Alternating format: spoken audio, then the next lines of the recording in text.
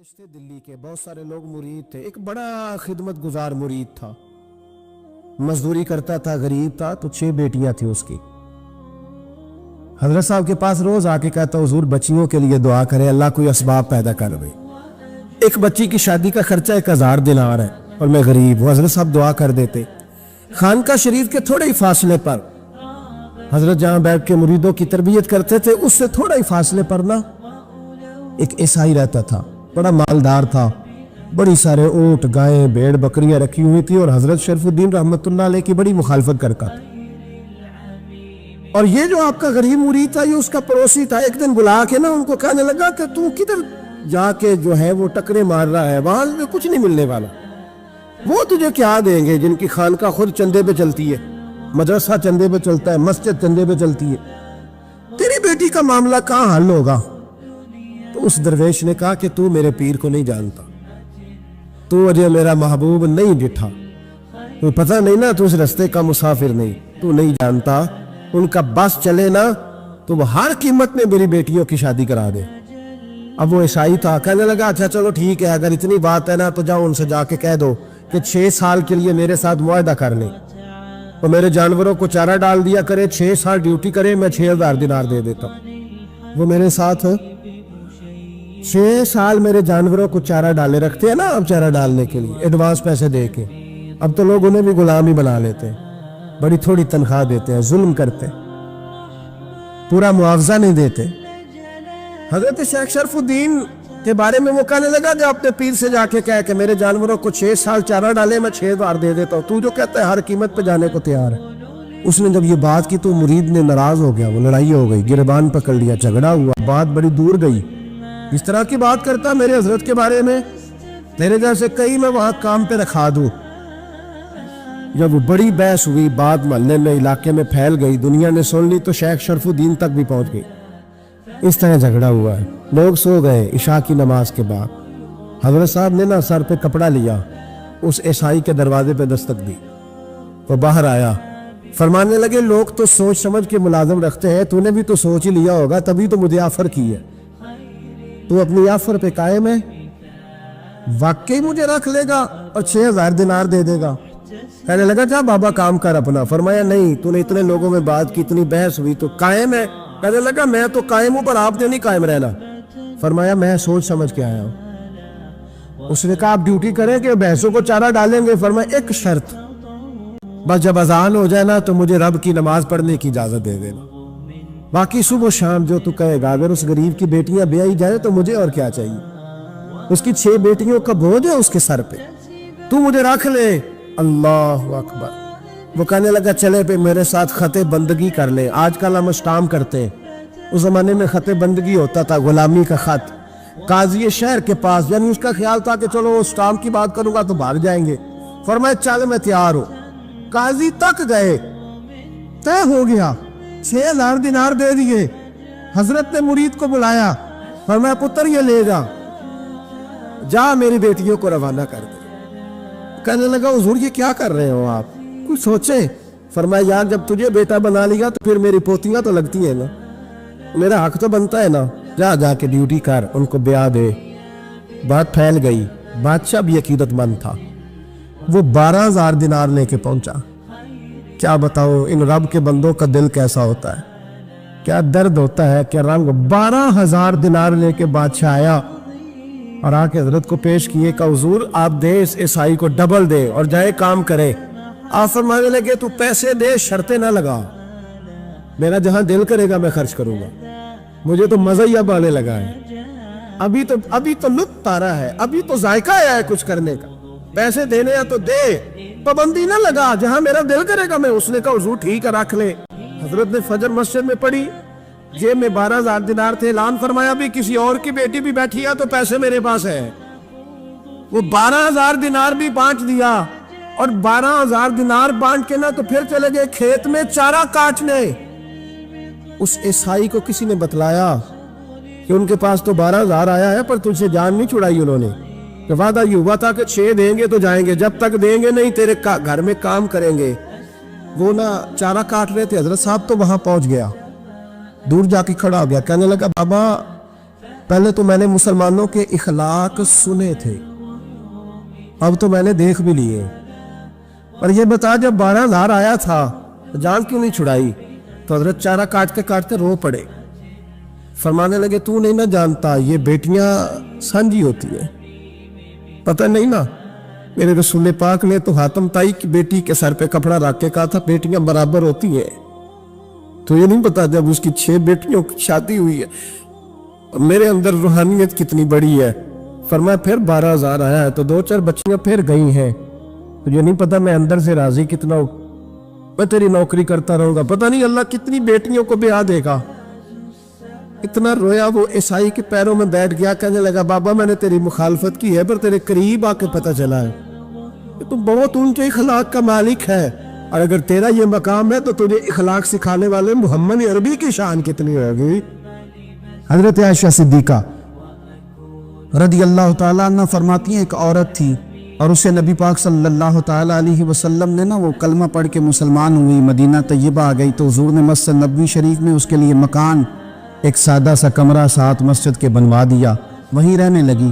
اکثر وہ سیدہ طیبہ کے پاس آتی تو حضرت عائشہ صدیقہ رضی اللہ تعالیٰ عنہ فرماتی ہیں وہ بڑی باتیں سناتی اور آخر میں کہتی وہ ہار والا دن بھی بڑا عجیب دن تھا، اور میرے رب کی قدرتوں کا دن تھا، وہ بھی بڑا عجیب دن تھا۔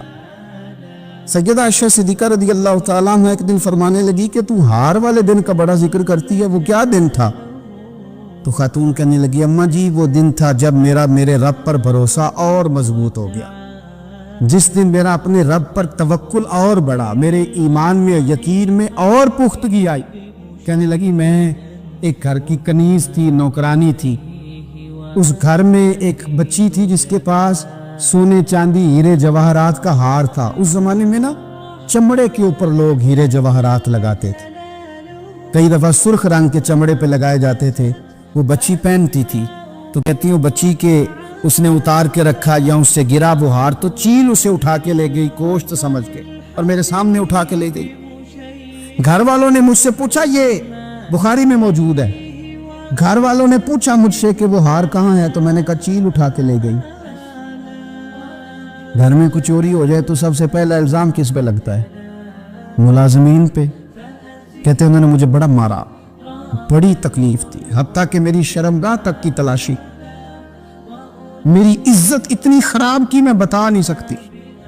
میں نے اپنی زندگی میں ایک واقعہ دیکھا، ایک امیر گھر میں چوری ہو گئی، ملازم کو اتنا مارا کہ وہ چارپائی پہ پڑ گیا، پولیس والوں سے اتنی مار پروائی گئی کہ وہ بیچارہ چارپائی پہ پڑ گیا، اور پھر وہ اتنا بیمار ہوا، کچھ دنوں کے بعد پتہ چل گیا کہ چور تو اپنا بیٹا ہے ان کا،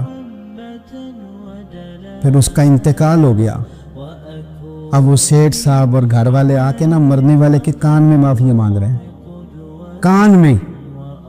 تو میں نے ان سے پھر کہا تھا کہ یہ تو اب چلا گیا ہے، تمہارا زور چلتا تھا نا تو تم نے قانون خریدا اور تم نے اسے جتنا ہو سکا تم نے اسے مار پڑوائی، تمہارے پاس جو عدالتیں تھیں تم نے وہاں کاروائی کی، اب ایک عدالت قیامت کے دن لگے گی۔ یہ کمزور تھا نا، کچھ کر نہیں سکا۔ میرے نبی پاک صلی اللہ علیہ وسلم نے فرمایا سن لو، اگر سینگ والی بکری نے بغیر سینگ والی بکری کو تکلیف دی ہوگی نا تو قیامت کے دن اسے بھی بدلہ دینا پڑے گا کہ تیرے پاس سینگ تھے اور تو نے اسے مارا تھا۔ وہ خاتون عرض کرتی ہے سیدہ عائشہ کی خدمت میں کہ مجھے بڑا مارا، مجھے تکلیف دی، میں کہہ رہی تھی کہ میرے سامنے چیل لے گئی ہے پر وہ نہیں مان رہے تھے، اماں جی انہوں نے مجھے بڑا مارا۔ حضرت عائشہ صدیقہ کہتی ہیں پھر کیا ہوا؟ کہنے لگی اماں جی جب کوئی میرا مددگار نہ رہا، مجھے تکلیف دے رہے تھے، رسوا کر رہے تھے، تو میں نے اپنے رب سے مدد چاہی، میرے رب کی طرف میں نے توجہ کی، میں نے کہا مالک اب تو ہی میرا مددگار ہے۔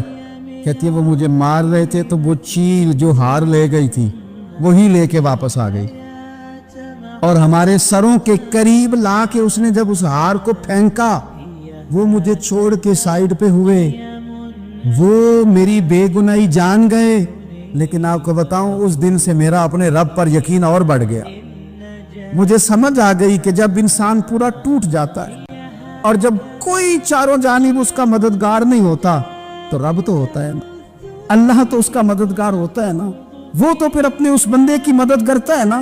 پھر وہ تو توانائی دیتا ہے نا، وہ تنہا نہیں چھوڑتا، وہ تو آنسوؤں والوں کے آنسوؤں پہ بڑا کرم فرماتا ہے، وہ تو قسم پرسی میں آ جاتا ہے، اس کی رحمت بڑھ کے استقبال کر لیتے۔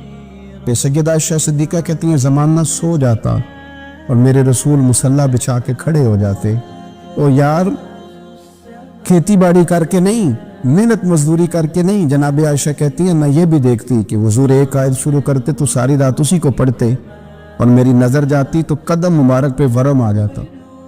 یار نماز پڑھ پڑھ کے اتنی مشقت کر کے اتنی جد و جہد کر کے ورم آ گیا، یا رسول اللہ اتنی محنت کیوں کرتے ہو؟ فرمایا افلا اکون عبدا شکورا، کیا میں اپنے رب کا شکر گزار بندہ نہ بنوں؟ صحابہ کا ذوق عبادتوں کا، ریاضتوں کا، تلاوتوں کا، طبیعت ہے ان کی، وہ ایک دوسرے کو، حضرت مولا علی شیر خدا کرم اللہ تعالیٰ وجہ الکریم کے زمانے میں روم کے بادشاہ نے کہا یار یہ مسلمانوں کا پتہ تو کرو، یہ آخر کیوں اتنے زیادہ مجاہد ہیں؟ اس زمانے میں جاسوس بھیجنے کا مزاج تھا، اب تو جاسوس پکڑا جاتا ہے، اب تو جاسوس ہے، اور جاسوسی کا شوق ویسے آج بھی ہے۔ عرض کروں تھوڑی سی بات اس عنوان سے، پتہ کیا ہمارا مسئلہ ہے؟ ہم جہاں جاتے ہیں نا وہاں تھوڑی خوشبو سونگنے کی کوشش کرتے ہیں، وہ کیا ہے تو یہ کیا ہے تو ادھر کیا ہے، تو تھوڑا سا نبی پاک علیہ السلام نے فرمایا جاسوسی نہ کرنا ورنہ تم بندوں کو خراب کر دو گے، اور فرمایا اس طرح نہ ہو کہ تم کسی کے اب کھول نہ نکلو تو تمہارے پہلے کھول جائیں۔ یہ جو ذوق ہے نا یہ ختم کریں، چھوڑیں، مطلب آپ کس چکر میں پڑے ہوئے ہیں، اتنی زیادہ توجہ کرنے کی کیا ضرورت؟ میں کام سے کام رکھیں، اس میں بندہ تھوڑا سا نا آسان رہتا ہے۔ یہ جو بہت زیادہ ٹٹولنے والے لوگ ہوتے ہیں نا وہ بےچارے پھر عمر ٹٹولتے ہی گزار دیتے ہیں، اس لیے کہ مزاج ہی بہت پکا ہے، بوری کا منہ کھول کے اندر تک ہاتھ ڈالنا، تو پھر کئی دفعہ سامنے سے بچھو بھی لڑ جاتا ہے، خرابی ہوتی ہے۔ تو جاسوسی کی جاتی تھی، اس نے بھی جاسوس بھیجے کیونکہ قبیلوں کے لوگ تھے، کچھ مسلم کچھ کافر، پہچانے نہیں جاتے تھے لوگ، تو کچھ لوگ اس نے بھیجے، انہوں نے آ کے نا تحقیق کی،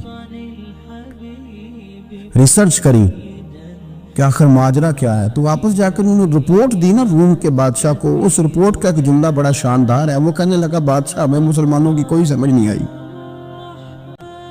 ہمیں کوئی سمجھ نہیں آئی۔ انہوں نے کہا بھئی کیوں نہیں سمجھ آئی؟ کہنے لگے یار عجیب بندے ہیں، جب رات مصلی پہ بیٹھتے ہیں تو یوں لگتا ہے ان کا دنیا سے رشتہ ہی کوئی نہیں، کوئی کسی کو نہیں جانتا، کوئی اپنے دکھ سنا کے رو رہا ہے، کوئی اپنی بات کر کے رو رہا ہے، لگتا ہے کہ ان کا کوئی رشتہ ہے ہی نہیں جو مصلی پہ بیٹھتے ہیں۔ اور فرمایا جب سویرے یہ جہاد کرنے نکلتے ہیں تو لگتا ہے ان سے زیادہ دلیر ہی کوئی نہیں، حالانکہ جو مصلوں پہ رونے دھونے کے لوگ ہوتے ہیں وہ کئی دفعہ جہاد میں کام نہیں کرتے، لیکن عجیب لوگ ہیں کہ رات کے راہب ہیں، دن کے مجاہد ہیں، کوئی سمجھ نہیں آتی۔ میرے عزیز ان لوگوں نے مصلی آباد کر کے رکھا، تلاوتیں ان کا ذوق رہی، منظر روز پڑھنا، اسباق پڑھنا، وظائف پڑھنا، یہ ان کا ذوق رہا۔ اعلیٰ حضرت بریلوی رحمت اللہ نے 1000 کتاب لکھی ہے، لیکن الوظیفۃ الکریمہ کے نام سے جو وہ صبح و شام وظائف پڑھتے تھے وہ الگ انہوں نے ان کو بیان کیا، پابندی کے ساتھ اپنی اللہ اللہ کرتے۔ شیخ شہاب الدین سہروردی رحمت اللہ علیہ اس پر ایک بندے نے اعتراض کیا، اس نے کہا جی آپ کس قسم کے صوفی ہیں، مرید بیٹھے ہیں اور آپ وہاں نفل پڑھ رہے ہیں؟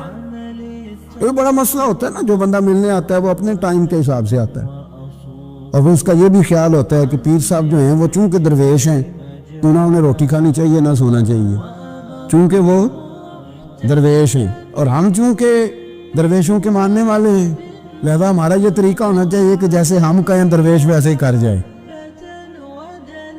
حالانکہ جس کو ہم درویش کہیں گے آپ اس کی مانیں گے، آپ منوائیں گے نہیں، ہمارا مزاج ہوتا ہے۔ شیخ شہاب الدین پر لوگوں نے اعتراض کی، حضور لوگ ملنے آئے ہیں، زیارت کرنے آئے ہیں، بندے دعا کرانے آئے ہیں، اللہ اللہ کرانے آئے اور آپ نفل پڑھ رہے ہیں، کیا جملہ ہے، کیا حسن ہے، کیا خوبصورتی ہے۔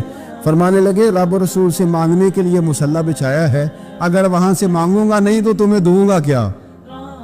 پہلے مجھے کچھ لے تو لینے دو، اگر میرے پلے کچھ ہے ہوگی تو آگے دوں گا نا، تو میں مانگنے گیا تھا کہ یا اللہ دے تیرے بندے لینے آئے دے، تو میں کچھ لوں گا تو آگے دوں گا نا، لیکن ہمارا یہ سٹیٹس، یہ مزاج، یہ شعور نہیں ہے۔ کپیں، کہانیاں، داستانیں، گفتگو، خطابت، واز، کیا بات، لیکن اگر کچھ کرنے کا کام ہو تو وہ نہیں ہم سے ہوتا۔ میرے نبی کریم علیہ الصلوۃ والسلام نے مصلی سے دل لگانے کا درس دیا، حضور نے توجہ دلائی. صحابہ اس ذوق کے حامل لوگ تھے, وہ کوشش کرتے تھے. جناب صدیق اکبر رضی اللہ تعالیٰ عنہ کا عبادت کا مزاج ہمیشہ قائم رہا. حضرت عمر فاروق ساری رات اللہ کے حضور کھڑے رہے. حضرت عثمان غنی رضی اللہ تعالیٰ عنہ عشاء کی نماز پڑھ کے 2 رکعتوں کی نیت باندھتے تھے. 15 سپارے پہلی رکعت میں پڑھ دیتے اور 15 سپارے قرآن مجید کے دوسری رکعت میں پڑھ دیتے تھے. آپ نے نا حضرت عمر فاروق کے وصال کے بعد ان کی ایک بیوہ سے نکاح کیا. حضرت عثمان غنی نے نکاح کیا. وہ خاتون آپ کے نکاح میں آئیں تو عرض کرنے لگیں, امیر المومنین میرے لیے اعزاز تو بہت ہے کہ میں امیر المومنین کی بیوہ تھی تو امیر المومنین کی منکوحہ ہو گئی ہوں, لیکن حضور نہ تو میں جوان ہوں کہ میرے اندر رغبت ہوتی اور نہ میں اب اس قابل ہوں کہ کوئی خدمت کر سکوں. میرے ساتھ نکاح کی وجہ کیا بنی؟ تو عثمان غنی رو پڑے. فرمانے لگے, میں نے عمر فاروق کو مسجد میں اپنے رب سے ڈرتے ہوئے دیکھا, میں نے اسے روتے ہوئے دیکھا ہے, عدل کرتے دیکھا ہے, انصاف کرتے دیکھا ہے, امت کی خیر خواہی کرتے دیکھا. تمہارے ساتھ نکاح اس لیے کیا ہے کہ تم مجھے یہ بتاؤ کہ عمر فاروق گھر کے اندر اپنے رب کو کیسے راضی کرتے, گھر کے اندر کیسے راضی کرتے تھے, وہ طریقے بتلاؤ, تم بتاتی جانا اور میں بھی اسی طرح گھر میں عبادت کروں. میرے رسول کریم علیہ السلام نے ارشاد فرمایا, حضور فرمانے لگے, جس گھر میں اللہ کا ذکر ہوتا ہے وہ گھر زندوں کا ہے, اور جس گھر میں رب کریم کا ذکر نہیں ہوتا وہ گھر زندوں کا نہیں ہے.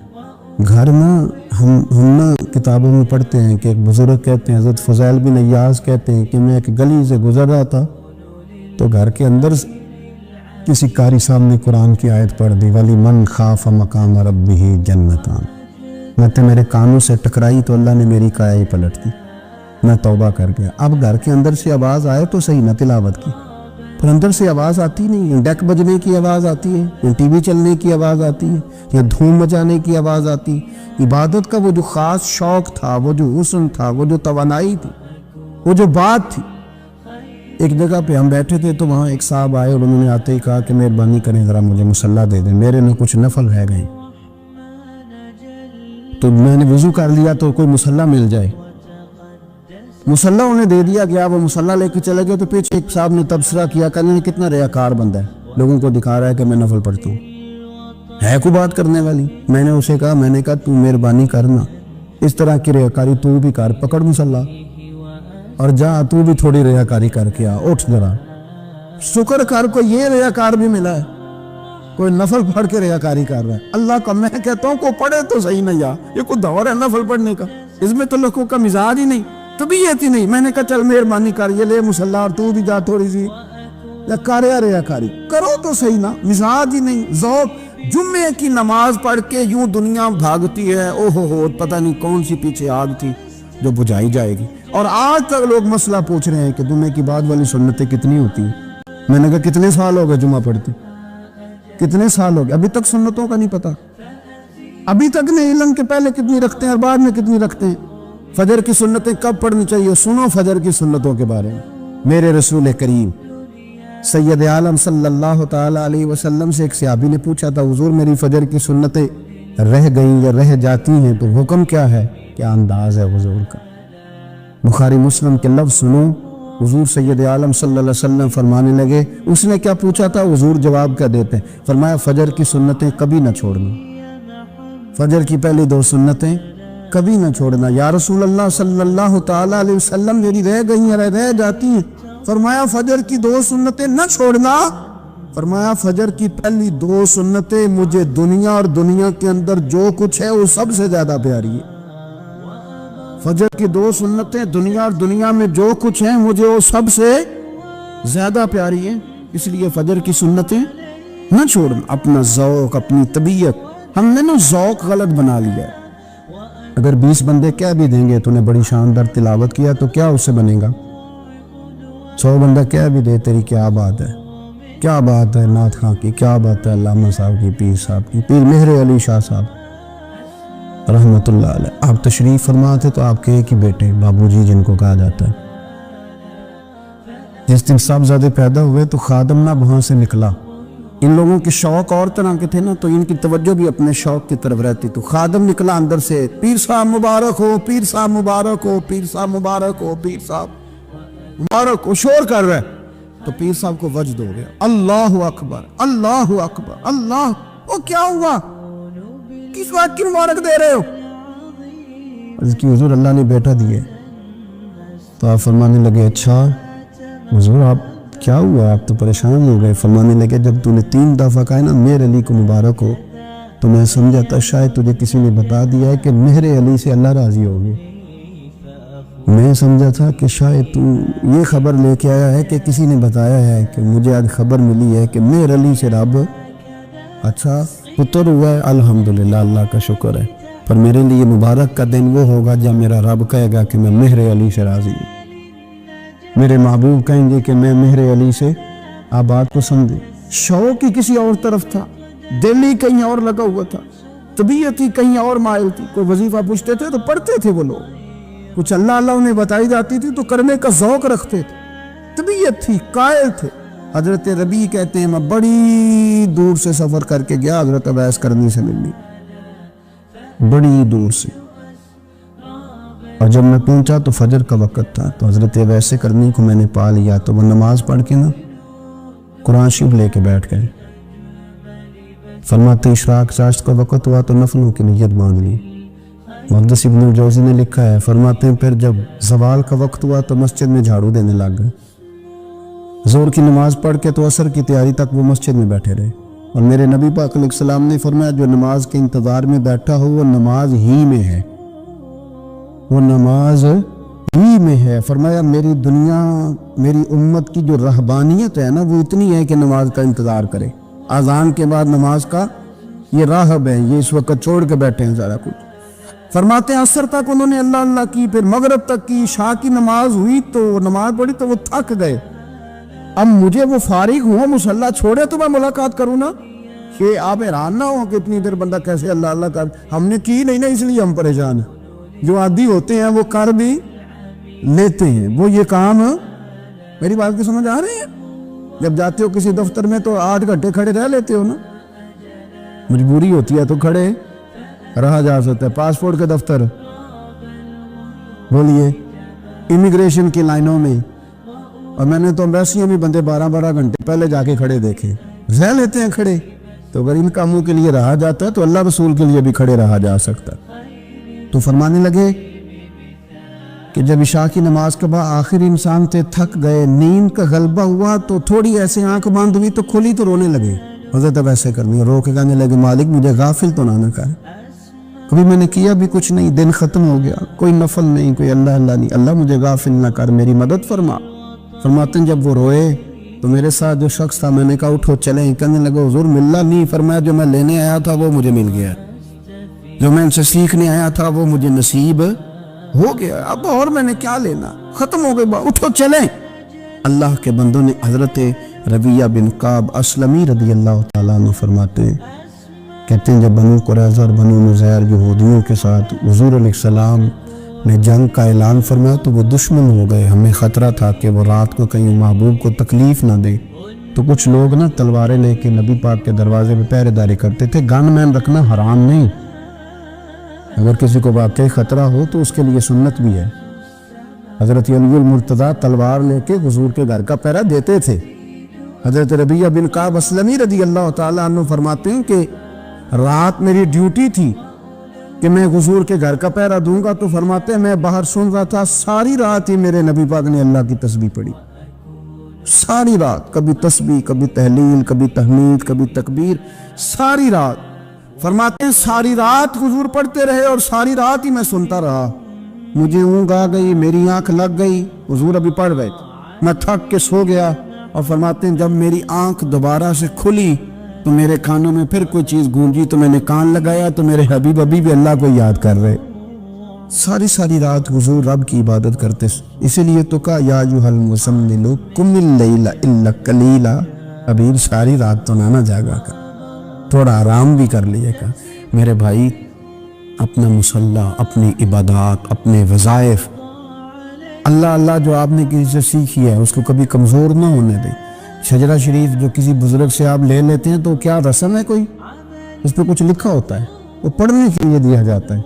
उस पर लिखा होता है कि ये अल्लाह अल्लाह आपने करनी है। सारी ज़िंदगी किसी स्कूल में दाखिल हो गए और वहाँ जाके आप निसाब ही ना पढ़ें, किताब ही ना खोलें तो पास हो जाएंगे? वो कहते हैं मैं 20 साल जाता रहा, मिला कुछ नहीं। तो आपने लिया क्या है? एक इतनी सी किताब थी, उसको तो खोल के आप देख नहीं सके, उसके वज़ाइफ तक तो रसाई ना हुई, इसलिए कि अल्लाह अल्लाह करना मुश्किल है और तस्वीर खिंचाना ये आसान काम है। तो जो आसान है उस तरफ हमारी तवज्जो लगी रहती है और जो मुश्किल है उस तरफ हम ज़ौक़ पैदा नहीं करते। या अय्युहन्नासु उब्दू रब्बकुमुल्लज़ी खलक़कुम वल्लज़ीना मिन क़ब्लिकुम लअल्लकुम तत्तक़ून। ऐ लोगों, उस रब की इबादत करो जिसने तुम्हें पैदा किया और तुमसे पहलों को पैदा किया, इसलिए इबादत करो कि तुम परहेज़गार हो जाओगे। हज़रत जुनैद बगदादी रहमतुल्लाह ताला अलैह तकरीर कर रहे थे तो एक शराबी पे असर हो गया, दौड़ा हुआ आया, कहने लगा हुजूर हर रोज शराब पी है, 40 साल हो गए शराब पीते, आपकी बातें दिल को ला गई हैं, लेकिन आज तौबा करूंगा तो अल्लाह माफ कर देगा। हज़रत जुनैद बगदादी फरमाने लगे तेरा कोई इंतजार कर रहा है? तो कहने लगा हुजूर नशइयों का, शराबियों का कौन इंतजार करता है? कुछ जमाना अम्मा इंतजार करती थी, अब समझ गई वो नहीं आएगा। कौन इंतजार करता? समझ गई वो नहीं आए। कुछ अरसा बीवी ने इंतजार किया, समझ गई किसी नाली में पड़ा होगा, नहीं आए। बहन भाई बाल बच्चे इंतजार करना छोड़ गए, अब मेरा कोई नहीं इंतजार कर रहा। तो हज़रत जुनैद बगदादी रो पड़े, फरमाने लगे नहीं, रब की रहमत तेरी तौबा का अभी भी इंतजार कर रही है, खुदा का करम तेरी तौबा का इंतजार कर रहा है, आ जा, दरवाजा खुला हुआ, लौट आया। वो शख्स कहता है जब बात सुनी तो अल्लाहु अकबर कहा, कपड़े फट गए, कदमों में गिरा, वुजू किया, गुस्ल किया, मस्जिद आया, कहने लगा या अल्लाह तू वाकई राजी है, वाकई राजी है? तो फरमाते जब वो रो रो के ये दुआ कर रहा था तो मस्जिद के हर कोने से आवाज आने लगी, तूने सच्ची तौबा कर ली है तो तेरा रब राजी हो गया है, इनको पकड़ के लाओ। और हजरत जुनैद ने ये बात सीखी कहां से? हजरत सीरी सख्ती से। हजरत सीरी सख्ती आपके मुर्शद थे तो गुजर रहे थे गली में, एक दरख्त के नीचे रश बड़ा था, दरख्त था तो लोग वहां इकट्ठे थे, रश था तो आपने कहा जुनैद पता तो कर यहाँ क्या है? लोगों ने कहा हुजूर एक शराबी शराब के नशे में मस्त ऑल फॉल बोल रहा है और लोग तमाशा देख रहे हैं। हजरत गए, छड़ी हाथ में थी, जवानों से कहा चलो निकलो भागो, सब लोग चले गए। तो फरमाया जुनैद जा प्याले में पानी ला। फरमाते मैं पानी लाया तो हजरत ने अपने हाथों से उसका मुंह धो डाला। अल्लाह करे इनका कोई मुंह धोने वाला याद है, अल्लाह करे कोई आए जो इनका मुंह धो डाले।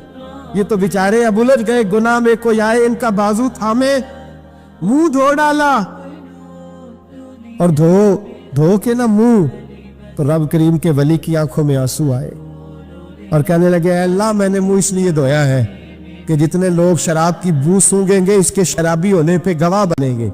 चलो अब मुंह धोया है, कोई बू तो नहीं ना सूंघेगा और लोग तो गवाह ना बनेंगे कि शराबी है। और फिर रो के कहने लगे ए अल्लाह जो मेरी ताकत थी वो मैंने कर दिया, अब जो तेरे कब्जे में है तो भी रहमत फरमा। मेरी ताकत में मुंह धोना था, मैंने धो डाला है, तू दिल धो दिया करता है, मेहरबानी कर इसके दिल को भी सफाई अता फरमा दे। ये कह के चले गए।